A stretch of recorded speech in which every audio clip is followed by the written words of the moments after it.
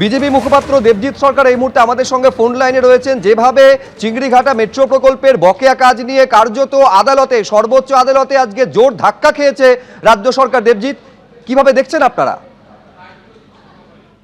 এই ১.৫ দশক ধরে যে সরকারটি চলেছে, তৃণমূলের সরকার, দুর্ভাগ্যবশত যেটি রাজ্য সরকার হতে পারেনি, সেটা বিভিন্ন উন্নয়ন বন্ধ করেছে। এই সরকার জনবিরোধী, পশ্চিমবঙ্গের বাঙালি জনতার বিরোধী।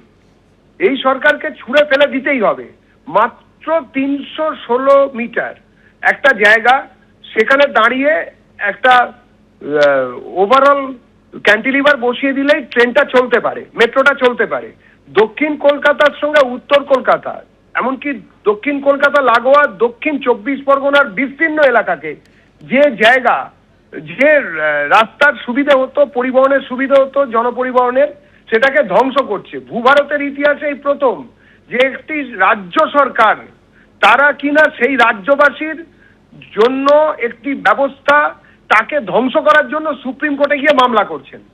সুপ্রিম কোর্টের রায়কে স্বাগত, অবজারভেশনকেও স্বাগত, তবে বাঙালি আর তৃণমূলের সঙ্গে নেই। এই নির্বাচনে তৃণমূলের বিসর্জন হবেই। বিজেপি আসছে, পশ্চিমবঙ্গের প্রথম বাঙালি জনতার সরকার আসছে। ধন্যবাদ দেবজিৎ।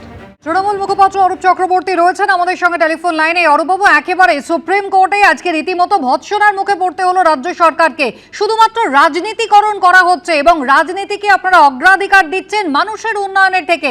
বিভিন্ন রকম অজুহাত খাড়া করা হচ্ছে। আজকে যখন সুপ্রিম কোর্ট এমনটাই পর্যবেক্ষণে বলছে, তখন বিজেপির বক্তব্য সরকার বদলালেই, বিজেপি রাজ্যে ক্ষমতায় এলেই সব ঠিক হয়ে যাবে, মেট্রো চলতে শুরু করবে।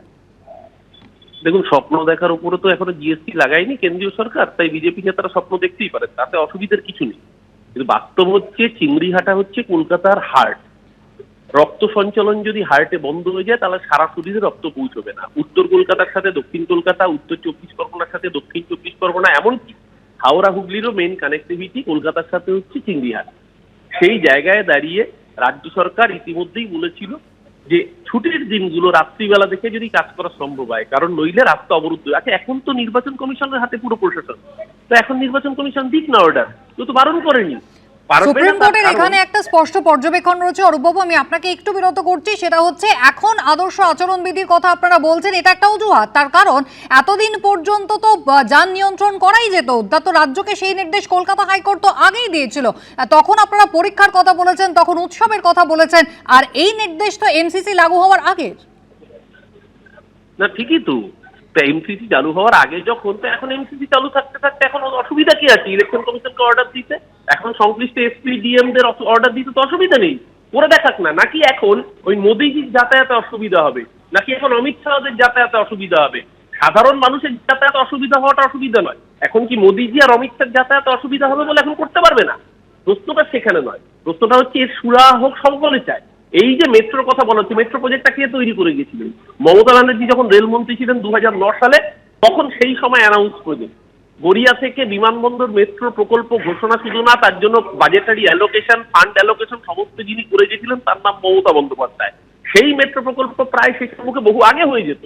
দীর্ঘদিন ধরে কেন্দ্রীয় মোদী সরকার তারা দীর্ঘসূত্রিতা করে টাকা বরাদ্দ না করে আটকে রেখেছিল। এখন ভোটের মুখে যখন মনে পড়েছে, সেটা নিয়ে নাটক করতে হবে, রাজনীতি করতে হবে। এখন নির্বাচন কমিশনের হাতে ফুল অ্যাডমিনিস্ট্রেশন রয়েছে, ওরা অর্ডার দিয়ে করাক না। যদি এতই সহজ হয় বিষয়টা এত সহজ নয়। কারণ চিংড়িঘাটা আটকে গেলে পুরো কলকাতার লাইফ সার্কেল আটকে যাবে। চিংড়িঘাটা যদি আটকে অবরুদ্ধ হয়ে যায়, কলকাতার যান ট্রাফিক সিস্টেম বন্ধ হয়ে যাবে। সেই জায়গাটা প্রপার প্ল্যানিং করে করার কথা রাজ্য সরকার বলেছিল। এরা দীর্ঘসূত্রিতার কারণে বিভিন্ন জায়গায় আসলে কাঁধে রেখে বন্দুক চালানো খুব সহজ। এবার তো ওনাদের হাতে রয়েছে অ্যাডমিনিস্ট্রেশন, ওনারা চালিয়ে দেখা করে যদি পারে, এতই যদি সহজ হয়। ধন্যবাদ। এবিপি আনন্দ, এগিয়ে থাকে, এগিয়ে রাখে।